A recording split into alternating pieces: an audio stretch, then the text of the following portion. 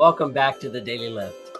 We'll hear this phrase a lot these days, which makes sense, but it's often easier said than done. And that's have faith over fear. So, how can we have more faith and be less fearful? What does the Bible have to say? Well, I think one of the things we need to remember is which side we're on. Isaiah chapter 41, verse 10 says, "Fear not, for I am with you. Be not dismayed, for I am your God. I will strengthen you. Yes, I will help you. I will uphold you with my righteous right hand." I read passages like this and I just wish that I could be as strong as these great men of faith and not be so fearful. It seems like these great men were just unshakable in their faith and their trust in God. How can I have more faith and less fear? And as I'm contemplating this, I remember a story that was written 100 years before this of Elijah, where he stood before the people and he was contemplating a similar sentiment. And Elijah here addresses the people and the 450 prophets of Baal, and he challenges the people to serve God. He says, "How long will you falter between two opinions? If the Lord is God, serve him. But if Baal, follow him." But the people refused to answer him. And so he challenges the prophets of Baal. He says, "Let's build two altars, take two bulls.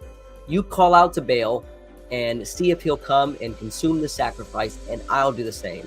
And so the story goes from morning until noon. The prophets of Baal called out, screaming and yelling. They were even cutting themselves, and nothing from Baal, to the point where Elijah was mocking them. "Cry louder. Maybe he's on vacation. Maybe he's sleeping." But then he says, "Now it's my turn. But before we get started, I want you to dig a trench around my altar. And we're going to take 4 pots of water, and we're going to fill them up, and we're going to pour it all over everything, the wood, the sacrifice, the rocks, until it fills up this trench." He says, after you fill it up once, do it again, and then do it a third time. And then after this, he calls out to the Lord that the people may know that you are God. And fire consumed the sacrifice.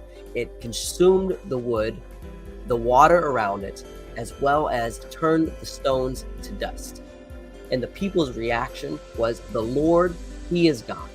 They seize the prophets of Baal and have them executed. And so at this point, everything seems like it's going great for Elijah. Yet the queen of Judah here, Ahab's wife, Jezebel, she is infuriated because of what Elijah has just done. And she puts a hit out on him. And his life is being sought. And so at this point, Elijah is afraid. He flees into the wilderness, into a cave where he calls upon God. And he asks God, just take my life now, because there's no one else here left. And it's only me here, Lord. And the Lord tells him, "Man up. I have 7,000 that have not bowed their knee to Baal. There are more people than you know on our side." And so oftentimes we can use this story of Elijah as a reminder. Sometimes we'll have everything going for us. Everything. Nothing could be better.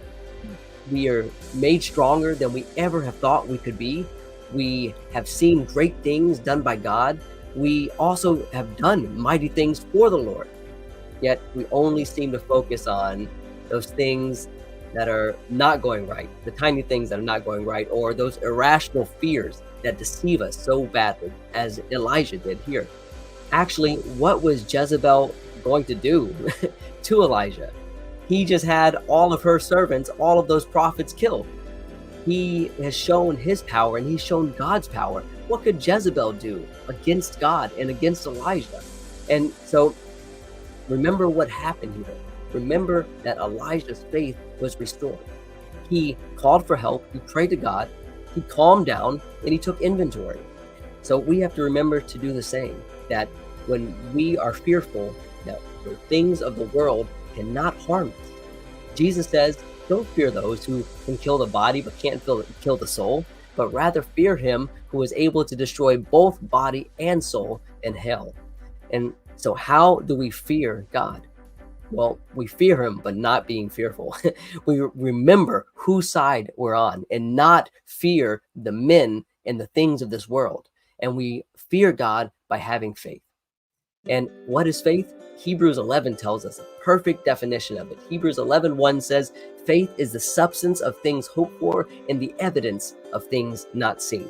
So faith is not a blind leap in the dark, but it's through thorough, critical examination of the facts, of the evidence, and studying and meditating God's word, we have found him to be reliable and worthy of our trust and our service. And also, if you keep going down to verse 6 in the Hebrews 11, he says, without faith, it is impossible to please God. For he who comes to God must believe that he is, and that he is a rewarder of those who diligently seek him. So to have faith, we have to believe that God exists. And we have to believe that he keeps his promises and that he will reward those who are faithful to him. So when you're feeling fearful, combat it with prayer, combat it with God's word. Don't be afraid. Establish your faith. And as always, go lift somebody up.